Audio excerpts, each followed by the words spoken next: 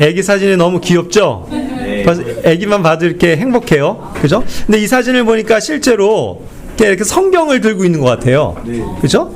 성경을 들고서 참 이렇게 행복해하는 어린아이의 모습. 이것이 우리의 모습이 되기를 바랍니다. 예. 오늘의 말씀 주제는 이것이 행복이라오라는 제목입니다. 방금도 우리가 이 요즘에 많이들 알려져서 잘 부르고 있는 행복이라는 복음성가 노래를 우리가 함께 불렀는데요. 참 그 가사를 생각하면 정말 이러한 그 평범하지만 우리에게 소소하게 있는 이러한 주님 안에서의 행복이 얼마나 큰 것인가 다시 생각해 보지 않을 수가 없습니다. 그죠? 화려하진 않아도 정결하게 사는 삶, 가진 것이 적어도 감사하며 사는 삶, 내게 주신 작은 힘 나눠주며 사는 삶, 이것이 나의 삶의 행복이라오. 눈물 날 일 많지만 기도할 수 있는 것, 억울한 일 많으나 주를 위해 참는 것, 비록 짧은 작은 삶, 주 뜻대로 사는 것, 이것이 나의 삶의 행복이라오. 이것이 행복이라오. 세상은 알 수 없는 하나님 선물, 이것이 행복이라오. 하나님의 자녀로 살아가는 것, 이것이 행복이라오. 참, 이러한 가사의 고백이 우리의 고백이 되기를 바라면서 말씀을 시작하겠습니다. 여기 가사는 행복에 대해서 이야기하고 있고 우리가 방금도 찬양을 하면서 참 정말 행복합니다라고 고백은 했는데 실제로 형제자매님들은 행복하세요? 네. 좋습니다. 행복하세요? 네. 예.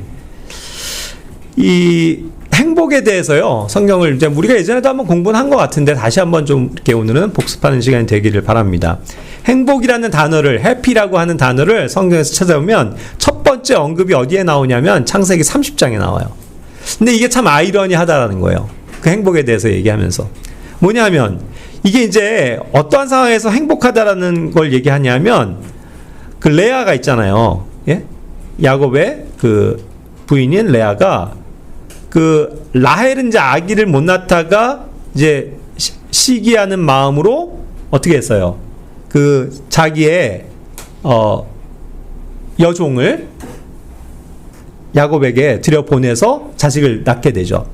그것으로 이렇게 낳게 되니까 또 레아의 입장에서는 벌써 4명이나 아들이 있음에도 불구하고 불안한 거죠. 억울한 거죠. 그래서 이제 레아도 그 자신의 하녀인 질바, 그러니까 예전에 뭐 실바라고 했었습니다. 질파에게 얘기해서 야곱에게 들여보낸 거예요. 그래서 그녀를 통해서도 2명의 아들을 낳습니다. 예. 그래서 첫째 아들이 낳고 그 다음에 두 번째 아들이 오늘 여기서 얘기하는 아셀이라고 여기 설명했는데 우리가 일반적으로 아셀로 이야기하죠. 아셀을 낳은 거예요. 그래서 레아가 자기의 결국 이제 어떻게 보면 의붓 아들이 되는 거죠. 낳으면서 나는 행복하다. 그죠? 이는 딸들이 나를 복을 받은 자라 부를 것이기 때문이다 해서 행복이라는 단어를 가진 아셀이라고 이름을 붙였다는 거예요. 행복해.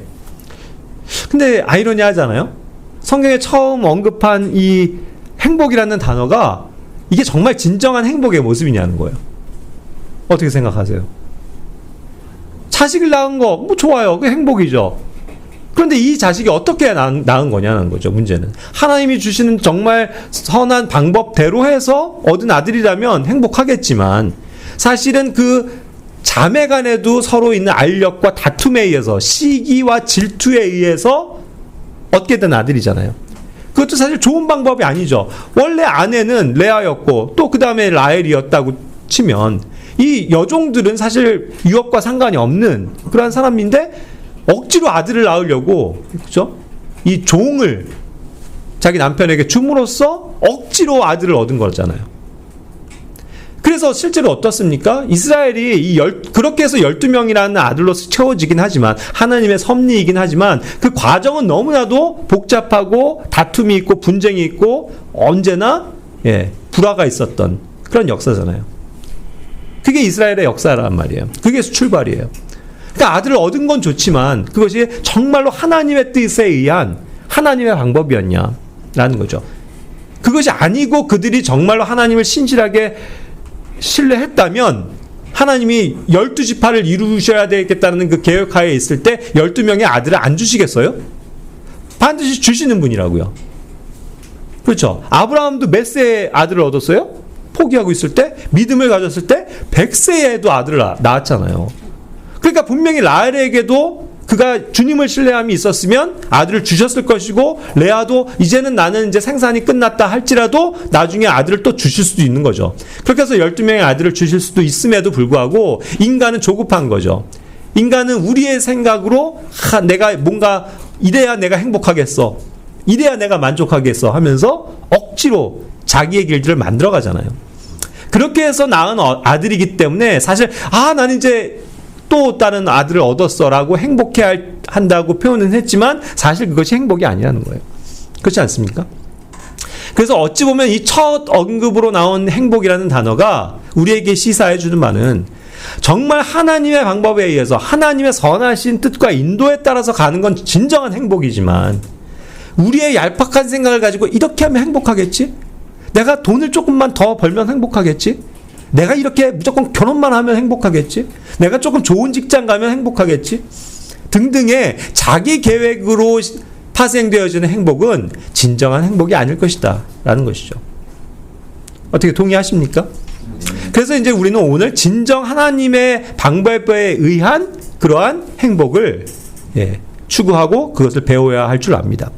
자, 성경에서 말하는 행복의 조건들이 여러 가지가 있는데, 그 중에 이제 첫 번째라고 얘기할 수 있는 게 우리를 구원하신 것. 그것이 정말로 진정한 행복이에요. 신명기 33장 29절에서도 오 이스라엘아 너는 행복하도다. 오 주에 의하여 구원받은 백성아 너와 같은 자가 누구냐 하면서 이스라엘이 행복한 민족이다라고 표현하고 있죠. 왜요? 이들은 하나님에 의해서 구원받은 백성이니까. 역시 우리도 마찬가지입니다. 우리가 그리스도를 통해서 하나님의 백성 되었죠. 하나님의 자녀 되었죠. 그것이 너무나도 행복한 것이다 이거죠. 그렇지 않습니까? 예. 우리를 구원하신 거 이것만 생각하면 참으로 정말 행복한 거예요. 우리는. 예? 우리가 지옥에 가지 않고 그 하나님의 왕국에 들어가게 되니까 얼마나 행복한 겁니까? 사실 모든 걸 다 가진 거잖아요. 영원한 세상에서. 그렇죠? 또 행복의 조건은 열왕기상 10장 8절에서 보면 이제 순차적으로 쭉 볼 때 그 다음에 나오는 어떠한 영역이 훌륭한 통치자 밑에 있을 때, 어떤 태평성대를 누리고 있을 때 사실 그 백성들은 실제적인 삶에 있어서 행복한 거예요. 당신의 사람들은 행복하니 당신 앞에서 지속적으로 서서 섬기며 당신의 지혜를 듣는 당신의 이 종들은 행복하나이다. 당신이 누구예요?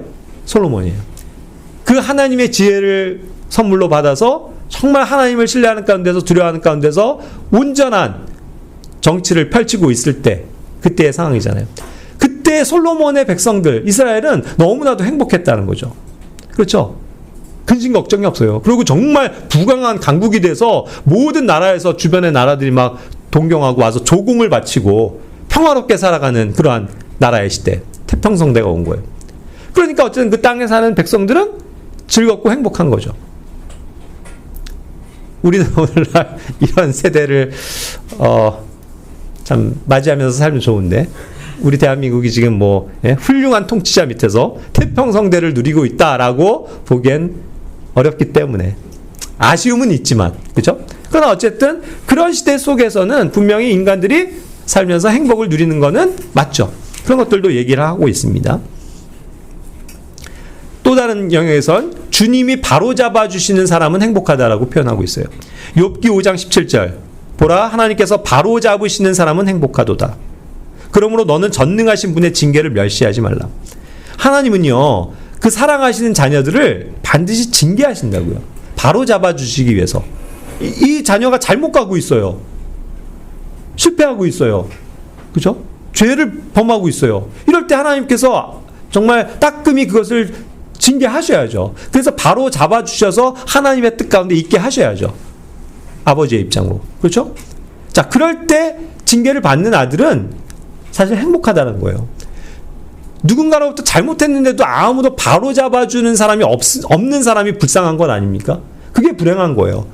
그래서 작은 도둑질이 내가 문방구에서 지우개 하나를 훔쳤다라고 어린아이가 할지라도 그것을 누군가가 그 어른이 따끔하게 혼내고 잘못을 인정하게 하고 죄값을 물게 하고 그래서 다시는 그 죄를 짓지 않도록 했으면 그가 나중에 도둑질을 안 할 텐데 그걸 방치했을 때 어떻게 되는 거예요? 점점 도둑질의 규모가 커지는 거예요. 그래서 나중에는 사람을 해치면서 강도까지 될 수 있는 거 아니에요? 그러다 살인까지도 저지를 수 있는 건 아닙니까? 그렇죠. 그렇기 때문에 애초에 잘못을 바로잡아 주시는 그 하나님이 계신 것, 그것이 우리로서는 행복한 일이다 라는 거죠. 그러니까 주님의 징계를 달게 받으십시오. 내가 잘못한 것이 있을 때 바로잡아 주시는 주님의 사랑을 오히려 감사함으로, 행복으로 우리는 받아들일 수 있어야 한다라는 것입니다. 또 시편 127편 3절부터 5절까지에 있어서는요, 많은 자식을 얻게 된 것이 행복한 것이라고는 얘기해요. 보라, 자식들은 주의 상속 재산이요 태의 열매는 그분의 보상이라. 마치 화살들이 막강한 남자의 손에 있듯이 젊은 시절의 자식들이 그와 같도다. 자기 화살통이 그들로 가득한 사람은 행복하도다. 말씀하고 계시거든요. 많은 자식을 가지고 있는 것은 막강한 남자가 사냥할 때 그냥 든든하게 화살들이 탁 있어서 언제라도 그것을 쏠 수 있는 강력한 무기가 되는 거잖아요. 삶의 어떤 자산이 되는 거죠. 그죠? 그런 면에서 화살통에 가득한 그러한 것들을 자식이 많아서 자식의 복을 이렇게 얻게 되는 그런 것들을 행복하다고 표현하는 거죠. 그러나 또 이것이 일반적이긴 하지만 현실에서는 또 만약 이것이 100% 적용되냐는 거죠. 그죠? 오히려 우리는 말해요. 아유, 자식이 웬수야. 그죠? 무자식이 상팔자야. 진짜. 이럴 바에는 내가 자식이 없는 게 나았어. 이럴 정도로 자식들로 인해서 속을 썩는 일들이 얼마나 많습니까? 그렇죠? 그래서 또 이것이 그렇지 않을 때도 있는데, 그러나 하나님의 분명한 뜻은 온전한 가정에서 온전한 가정의 교육을 받고 자라는 그런 자식들이, 하나님을 위해서 사는 자식들이 많이 있을 때 그것은 정말로 행복한 일이다. 부모의 입장에서 그것을 얘기하는 거죠. 또 행복의 조건은 자기가 수고한 것에 대한 열매를 얻을 수 있을 때 참 이것은 행복한 거예요. 시편 128편 1절 2절 주를 두려워하고 그분의 길들 가운데 살아가는 자마다 모두 복되도다. 이는 너의 두 손의 수고를 내가 먹을 것이기 때문이라. 너는 행복할 것이요 너는 잘 되리라. 자기 손으로 수고해서 어떠한 물질을 얻는 거죠. 재화를 얻었을 때. 그 노력의 대가로 인해서 내가 월급도 받고 보상을 받았을 때 참 기뻐요. 그리고 그것이 행복한 거라는 거죠. 그렇지 않습니까? 그래서 이제 여기 있는 우리 모든 성도님들은 뭐 어떠한 일이건 간에 이렇게 일들을 하실 텐데 그것으로 인해서 어떠한 돈을 벌었을 때 사실 그것이 결과가 값지잖아요. 그것이 굉장히 소중한 거잖아요. 그렇죠? 그래서 이렇게 하나님께서 나에게 주신 것들이 너무나도 있음으로써 복되다, 행복하다라고 이야기할 수 있는 거죠. 그러니까 자기 손으로 수고할 수 있는 일들이 있는 것, 그것 자체는 행복한 일입니다. 그러니까 우리는 이러한 말씀의 원리를 따라서도 항상 부지런히 열심히 정직하게 일하는 거예요. 그랬을 때 이것이 얼마나 값진 것인가, 이것을 우리가 배울 수 있죠. 저도 그런 것 같아요. 정말 뭐 많은 일들 뭐 해왔지만, 또 지금도 현재 뭐 대학에서 학생들을 가르치지만, 또 그걸로 이렇게 만으로 또 살아가기가 요즘은 어려운 적인데, 또 이렇게 인근에 있는 좋은 초등학교에서 아이들 보드게임도 가르치면서 그것들로도 돈을 벌 수 있으니 얼마나 감사한 거예요. 생각해보면 이런 일도 있고 참 이런 일들을 해서 편하게 또 돈을 벌게 하실 수 있는 그러한 또 하나님의 은혜도 참 크다. 그래서 그냥 만족하면서 정말 감사하면서 행복하게 일하거든요. 그런 것들이죠.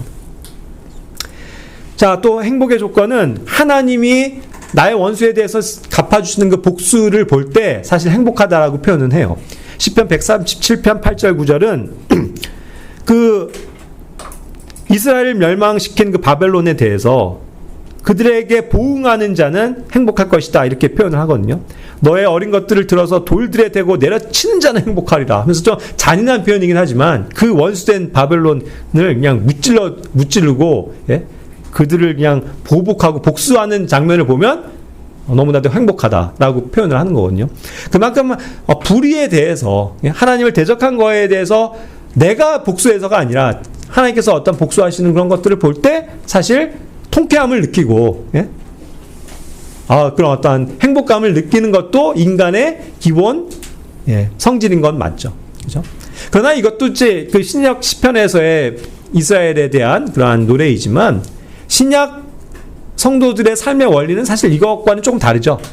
우리가 반드시 막 우리를 괴롭히는 사람들만 하나님께서 잔인하게 복수해 주시길 바라면서 그들이 그냥 보복을 당하는 그런 것을 보면서 막 박수치고 행복해 하진 않잖아요. 오히려 우리에게 주신 원리는 뭐예요? 그런 원수조차도 용서할 수 있는 마음, 사랑할 수 있는 마음을 갖는 것이 그리스도의 마음이기 때문에 우리 이제 그거를 더 따르려고 하죠. 그러다 보니까 이런 어떤 직접적인 복수에 대한 그런 것들을 가지고 뭐 행복하다 하진 않지만, 그러나 어쨌든 그럼에도 불구하고 성경의 원리는 이렇게 불의한 자들을 하나님께서 보복하시고 심판하실 때 우리가 통쾌함을 느끼고 그걸 보면서도 행복해, 정말 고소하다, 잘됐다, 이런 마음을 품을 수도 있다라는 그런 일반적인 사실을 가르쳐주고 있는 것이죠. 자, 또 다른 것은 시편 144편 15절에 하나님의 주되심입니다. 이 같은 경우에 있는 백성은 행복하나이다. 진정 자신들의 하나님이 주이신 백성은 행복하나이다. 아까 우리가 하나님의 백성이 되고 구원을 받은 거, 그것을 정말 행복하다고 했는데 같은 표현인 거예요. 그렇죠? 우리의 주님이 바로 하나님이시라는 거. 그렇죠? 우리가 하나님의 백성이 되었다라는 거. 이것이 얼마나 행복한 일입니까? 그렇죠? 그래서 우리가 하나님의 자녀로 살아가는 거, 아까 찬송을 부른 것처럼 이것이 행복이라고. 참 그것이 정말 진정한 세상 사람들은 누릴 수 없는 그러한 특별한 행복이라는 거죠. 그 행복감을 가지고 우리가 살아가야 된다라는 뜻이에요. 그러니까 보세요. 그리스도인들은요, 구원받은 하나님의 자녀는 사실 삶이 행복해야 돼요.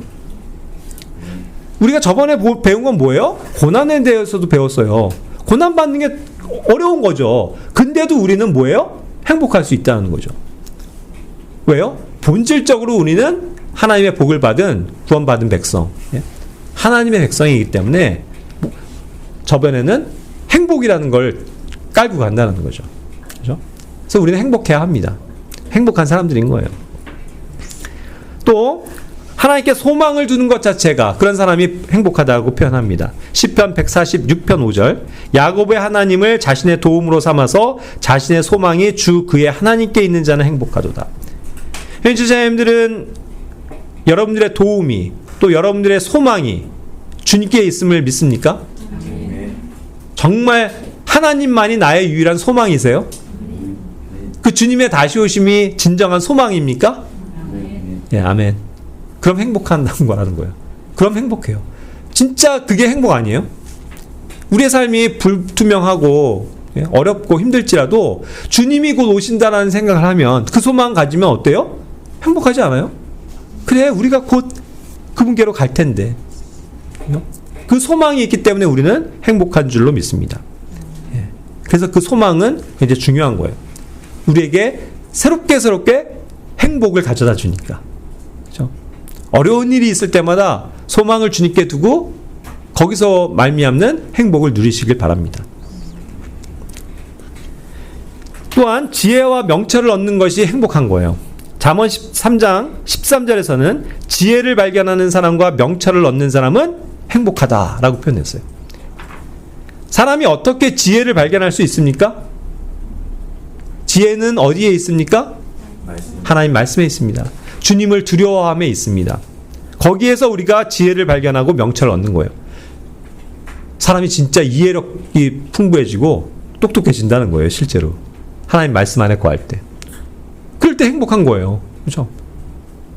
우리가 무슨 세상에서 박사학위를 얻어서 행복한 게 아니라 하나님의 말씀을 알아갈 때, 거기서 오는 지혜와 명철을 얻어갈 때 행복한 거죠. 그래서 하나님의 말씀을 읽으면서 우리가 하나님의 말씀을 하나하나 깨달아갈 때 어때요? 정말 행복한 거예요. 거기서 기쁨을 얻으셔야 된다는 뜻입니다. 잠언 3장 18절은 그래서 그 지혜에 대해서 얘기하는데, 그 지혜를 영어적인 표현에서 여성 명사로 받는 거예요. 그래서 그녀라고 표현하는 겁니다. 그녀를 붙잡는 자들에게 생명나무다. 지혜를 붙잡는 거죠. 가난한 자에게 자비를 베푸는 것이 참으로 행복한 것이다 라고 성경은 얘기합니다. 잠언 14장 21절. 자기 이웃을 멸시하는 자는 죄를 짓느니라. 그러나 가난한 자들에게 자비를 베푸는 자 그는 행복하니라. 자비를 베풀어 보십시오.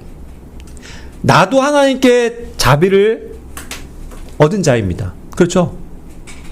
우리 예전에 저번에 남선 형제가 그 요나에 대해서 얘기하면서 그렇죠? 하나님께서 요나에게 자비를 베푸셨는데 그게 곧 우리에게도 자비를 베푸신 것입니다. 그걸 알려주는 거잖아요.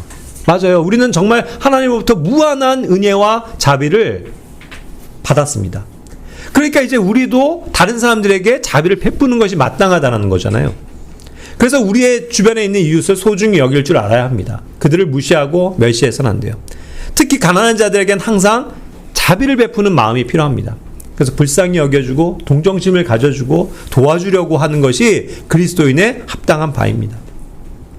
그래서 실질적으로 그러한 자비를 베푸는 어떤 물질적인 것이겠지만 또 그런 것들을 자비를 베풀었을 때 그것이 정말 행복한 거라는 걸 우리는 배워야 한다는 거죠. 자기 것만 취하고 다른 사람들에 대해서 무관심한 그런 사람이 되서는 안 됩니다.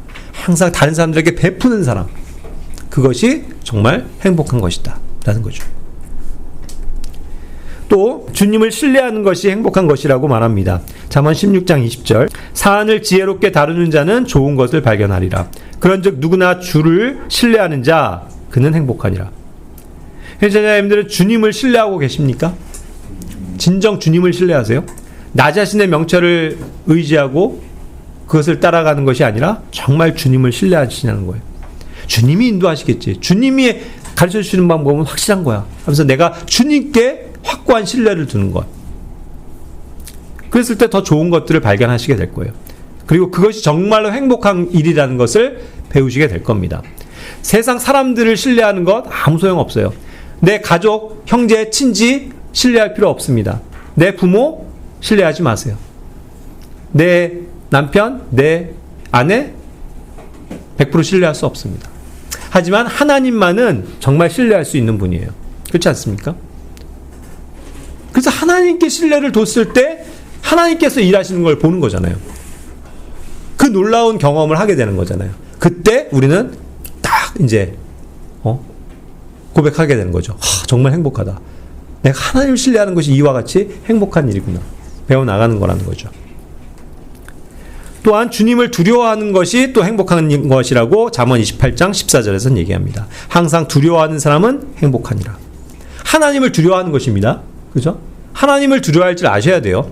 자기가 죄를 졌을 때도 그 죄에 대해서 즉각적으로도 심판하실 수 있는 그 하나님, 두려우신 하나님을 항상 마음에 품고 있어야 합니다. 그래서 우리를 눈동자같이 여기시는 그 주님을 바라보면서 항상 우리가 두려운 마음을 가지면서 말씀에 나 자신을 비추어 보면서 말씀대로 살아가고자 하는 그러한 신실함이 우리에게 필요한 거죠. 주님의 법을 지키는 것이 행복한 것이라고 잠언 29장 18절에서 얘기합니다. 현시가 없는 곳에서는 백성이 멸망하느니라. 그러나 율법을 지키는 자 그는 행복하니라. 잠언에서 지금 구약적으로 얘기를 하니까 율법이라고도 얘기하지만 우리에게 주신 신약의 법, 성경 말씀이 있습니다. 이 법을 따라서 살 때 우리는 행복한 겁니다. 이 법을 지키고자 할 때 행복한 것이라는 거예요. 그렇죠? 그것이 안전한 길입니다. 이것이 행복을 가져다주는 길이라는 거예요. 그러니까 우리는 항상 주님의 법, 하나님의 말씀을 부지런히 묵상해야 하는 것입니다. 내가 이 법에서 떠나지 않기를, 그죠? 이 주님의 신실하신 법을 붙들고 살아갈 수 있기를 구하는 삶이 돼야 된다는 거죠. 그럴 때 그는 정말 행복한 사람입니다. 또 행복의 조건은 우리가 종으로서 섬길 수 있다는 것 자체가 굉장히 큰 행복이라는 거예요. 요한복음 13장 14절 15절에서는 이제 이게 뭡니까? 예수님이 그 제자들의 발을 닦아주신 거잖아요. 씻겨주신 거잖아요. 종의 입장으로 수건을 친히 두르시고 무릎을 꿇고 그 제자들의 더러운 발에 무릎 꿇고 앉아서, 그죠? 엎드리는 자세로, 정말 섬기는 자세로 그들의 발을 씻겨주고 수건으로 닦아주면서 그 사랑의 희생을 보여주셨잖아요. 그럴 때 그것이 뭐예요? 우리에게 그것을 알고 행할 때 행복으로 온다는 거예요. 그래서 그런 본을 보여주시면서 17절에 뭐라고 그러는 겁니까? 만일 너희가 이런 것들을 알고 너희가 그것들을 행한다면 너희는 행복하니라. 여기에서의 문맥상에 있어서 그 장면인데, 그렇다고 해서 뭐 우리가 다른 사람들의 발을 씻겨줄 때 행복하다 이걸 얘기하는 게 아니잖아요. 그러한 자세로서 정말 종으로서 다른 사람들을 높여주고 섬겨줄 때에 진정 거기에 행복이 있다는 거죠. 그래서 우리는 성경적인 이 신약적인 원리를 배워야 되는데, 우리는 결코 굴림받는 자가 돼서는 안 됩니다. 주인으로서 섬김만 받으려고 해서는 안 돼요. 누구도 그러한 자리로 하나님께서 사람을 높여놓으시지 않았습니다. 항상 우리는 서로에 대해서 낮아진 자세로, 낮춰진 자세로 다른 사람들을 섬기도록 보내진 뭐예요? 종들이다 이거예요. 우린 종이에요. 종이지, 예? 주인 행세를 해서는 안 된다는 거죠. 그렇죠? 그래서 다른 사람들을 오히려 높여주는 거, 섬겨주는 거. 그리고 그러한 위치에 있을 때 오히려 행복한 거다라는 거죠. 이게 진정한 행복입니다. 또 믿음으로 살아갈 때 우리는 행복한 것입니다. 로마서 14장 22절. 내가 믿음이 있느냐? 하나님 앞에서 그 믿음을 너 자신에게 가지고 있으라. 자신이 수용하는 그 일로 자신을 정죄하지 아니하는 자는 행복하니라. 그리스도께서 주신 그 믿음을 가지고 있어야 합니다. 그리고 그 믿음으로 모든 것을 행해야 돼요. 그랬을 때 우리는 누구에게도 정죄받지 않습니다. 그리고 자신이 당당하다라는 거예요. 전 이 일을 믿음으로 했습니다. 제가 사람 의식하지 않았습니다. 주님이 그러니까 아시죠? 전 주님이 주신 그 믿음으로 한 겁니다. 이러한 당당함이 필요한 거죠. 그랬을 때 어떠한 일에 있어서도 당당하고 행복한 거라는 거예요. 믿음으로 행한 것에 대해서. 그리고 그 일에 항상 주님은 보상하실 거거든요. 믿음으로 행한 것에 대해서.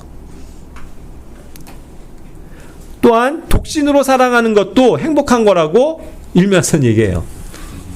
여기서 이제 문맥상은 재혼을 안 하고 계속 독신으로 살아가는 걸 얘기하지만, 일반적으로 성경에서는 바울은 자기 생각이라고는 얘기했지만 이것이 성경에 기록된 이상 신약교회의 교리적인 것으로 우리에게 주어지는 것입니다. 그러니까 무조건 이렇게 해야 한다라는 것은 아니지만 그렇게 하면 좋다라는 것을 권고하는 권면의 내용인데, 고린도전서 7장에서 누구든지 독신으로 사는 게 지금 위치에선 좋다.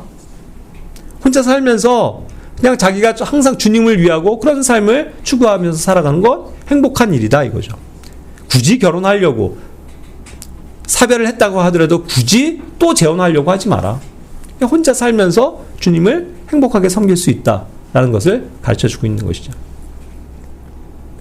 또한 고난을 주시는데 그 고난을 견딜 때 우리는 행복한 것입니다. 야고보서 5장 11절. 보라, 우리는 견디는 자들이 행복하다고 여기느니라. 주님이 주시는 그런 고난을 견딜 줄 알아야 합니다.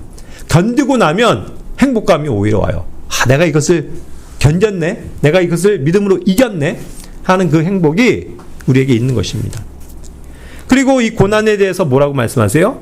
의를 위해서 항상 우리가 고난을 받게 되는 거예요. 그것이 당위적인 거라고 성경은 얘기하는 거거든요.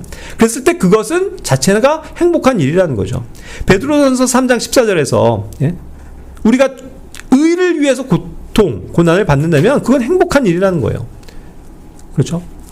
그래서 우리가 이제 살면서 받는 여러 가지 고난들 행복하다고 여기셔야 한다는 겁니다. 그렇죠? 그것 자체가 행복한 일은 아니지만 그럼에도 우리 그리스도인들은 그것을 행복하다라고 여길 수 있다라는 믿음이 있어야 된다는 거죠.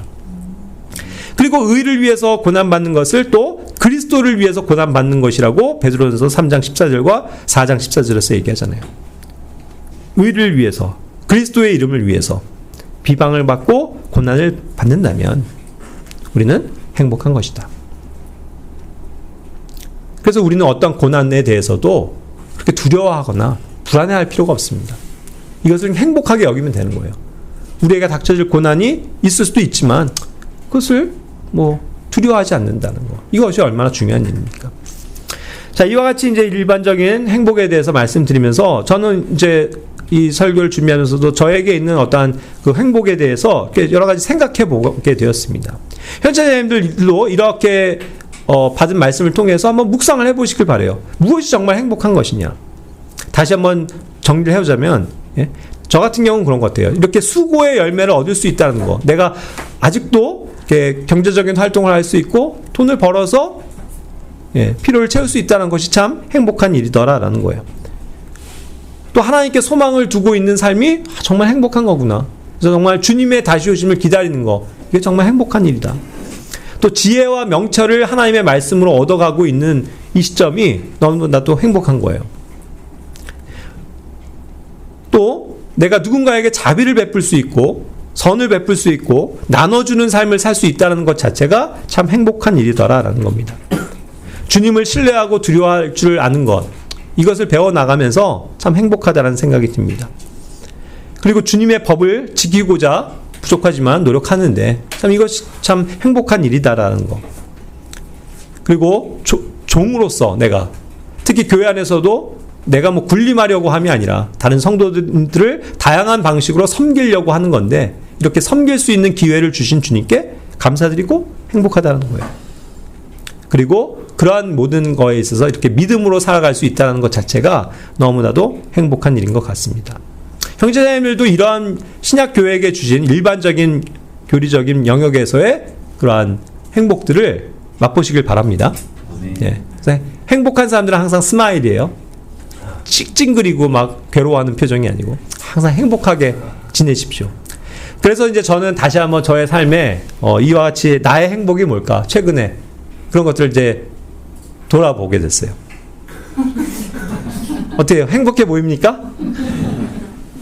애신론에서의 한 장면인데 참 이게 행복한 것 같아요. 이게 우리가 작은 자들에게, 이 어린애들에게, 애신론도 그렇고 옛날 그 한버탁교 아이들도 가끔씩 만나고 하는데 이런 아이들 만나고 교제할 때마다 이 아이들에게 복음을 다시 한번 심어주고 말씀을 가르쳐주고, 그죠? 이들과 함께 놀아주고, 이런 것들이 얼마나 큰 행복입니까?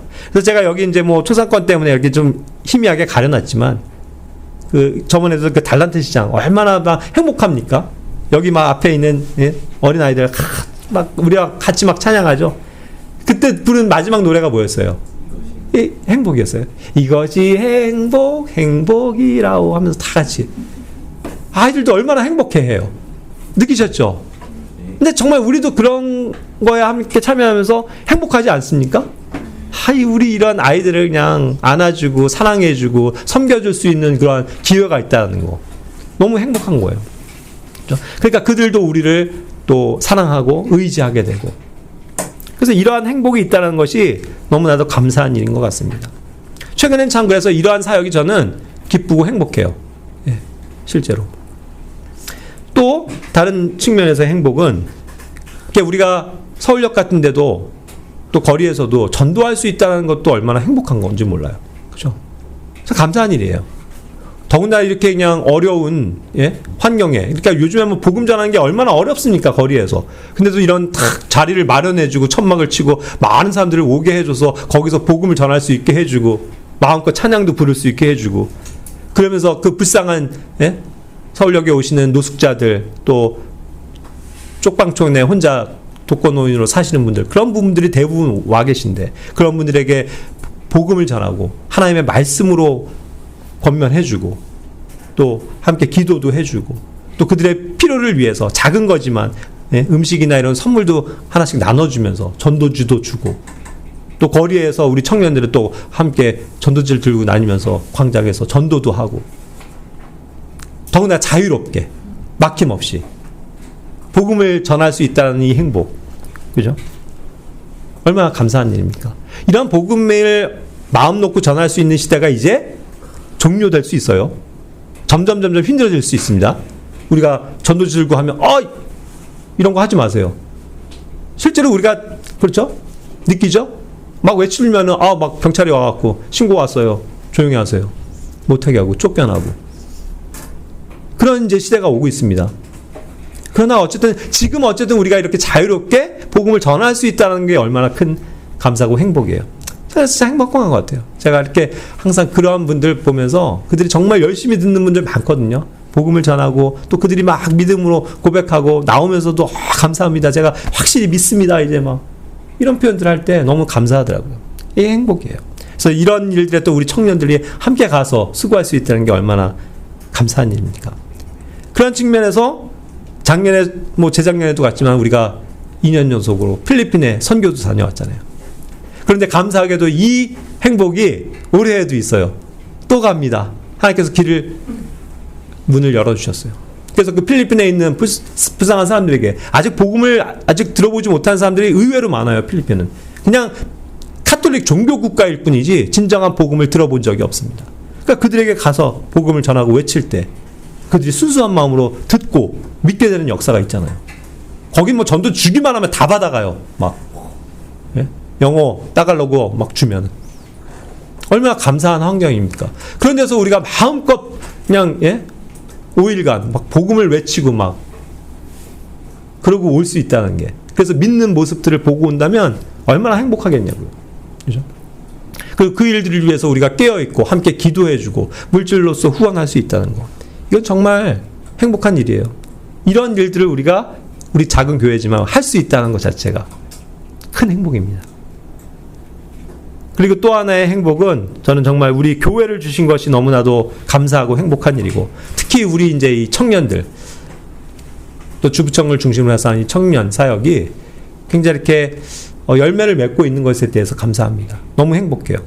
이들이 이제 자발적으로 제가 없어도 스스로들 모이고 교제 모임을 갖고 함께 복음을 전하러 나가고 함께 기도하고 찬양하고, 그렇죠? 함께 세미나를 준비해서 나누고, 또 청년들이 이제는 스스로 말씀도 공부해서 설교 말씀도 전하고 가르치고, 그런 어떤 모든 활동을 같이 할 수 있는 이 믿음의 동역자들, 그것이 있으면 너무나도 행복한 거예요. 그래서 뭐 같이 교제도 갖기 위해서 뭐 같이 뭐 밥 먹으러도 가고, 그렇죠? 이렇게 뭐 밑에 사진은 뭐 등산도 얼마 전에 간 건데 같이 등산도 가고, 그렇죠? 그러면서 서로의 사랑과 선행을 격려할 수 있는 이 믿음의 동역자들이 있는 것이 얼마나 큰 행복인지 몰라요. 그러니까 뭐예요? 외롭지 않잖아요. 나 혼자가 아니니까. 그것을 함께 그 믿음을, 동일한 믿음을 가지고 일할 수 있는 교회 지체들이 있다는 거. 특히 우리 교회는 절반 이상이 청년들인데 이 많은 청년들이 있다는 거. 그래서 이러한 일들이 깨어 있다는 거, 얼마나 감사하고 행복한 일인지 몰라요. 그래서 우리는 성공한 교회다. 그런 측면에서 부족함이 있지만 하나님께서 보실 때 우리가 그래도 그것의 목표를 가지고 살아가는 교회니까 얼마나 성공적인 교회 모습입니까? 그렇죠? 우리가 물론 이제 여러 가지 더 성장해야 될 것들이 있지만 참 감사한 일이에요. 그리고 마지막으로 저에게 최근에 있는 또 하나의 행복이 뭔지 아십니까? 이제 이사를 앞두고 있잖아요. 그때 오히려 내가 가지고 있던 것들을 다 버리고, 혹은 다른 사람들 필요하다고 하면 주고, 그래서 나의 것들이 점점 없어지는 것 자체가 참 행복인 것 같아요. 그때도 한번 말씀드렸지만 정말 큰 집에, 좋은 집에 살게 하심을 감사하는데, 이젠 정말 작은 집으로 이사를 갈 수밖에 없는 형편에서 이제 막 짐들을 놓을 데도 없으니까 막 처분을 해야 돼요. 첫 번째 제가 처분한 게 그 평생을 모아온 제 엄청난 CD와 LP들, 전축들 뭐 이런 거 굉장히 값어치가 나가는 건데 그냥 거의 헐값으로라도 이제 팔아야 되겠다, 없애야 되겠다 해갖고 없애버렸잖아요. 그죠? 한 켠에 굉장히 많은 칸을 차지하고 있던 그 짐들이 싹 없어지고 나니까 되게 허전하기도 하지만 너무 속이 후련하더라고요. 그래, 내가 이제 곧 주님의 나라 갈 텐데 없애고 사는 삶이 맞지. 피아노도 어제 나갔습니다. 우리 또 필요로 하는 성도가 있어서 그 성도의 집에 줬어요. 피아노도 주고. 먼저 그래서 제가 올리잖아요. 형제자매님들 이런 거 필요하십니까? 해서 필요하다고 하면 다 그냥 주는 거죠. 저 헬스기구 자전거도 필요하다고 해서 주고, 여기 책장에 꽂혀있던 수많은 책들도 다 버리고 주고, 또 뭐 책장도 필요하시다고 그러면 가져가게 해서 없애고, 또 컴퓨터 의자도 오늘 아마 갖고 간다고 하던데 가져가시라고 했고, 또 여기 뭐 요긴한 그런 책장도 필요하십니까? 필요하다고 하면 다 주고, 책장도 필요하다고 하는 분들에게 주고, 뭐 여러 가지 이제 뭐 이렇게 뭐 카트 같은 것도 있는데 그걸 또 공사 현장에서 일하는 형제님이 또 필요할 것 같아서 얘기했더니 또 가져가겠다 해서 주고, 자전거도 자기 꼭 필요했는데요, 줘버리고, 또 뭐 마사지기도 발 마사지기 오래된 거긴 하지만 쓰시겠다고 하니까 감사하다고 줘버리고. 그러니까 하나하나씩 이제 비어져 가는 거죠. 자매랑도 얘기하지만 근데 오히려 너무 기쁘더라고요. 그냥 뭐 이렇게 많이 가지고 살았지, 뭘 이렇게 그냥 쓰지도 않을 거 쟁겨놓고 살았는지. 삶이 어떻게 보면 다이어트가 되는 거잖아요. 단촐해지고 심플해지고 곧 그냥 주님께 갈 때 우리가 뭐예요? 성경에서도 얘기하죠. 아무것도 가지고 온 것 없는데, 아무것도 가지고 가지 못하는데, 그 말씀이 생각나더라고요.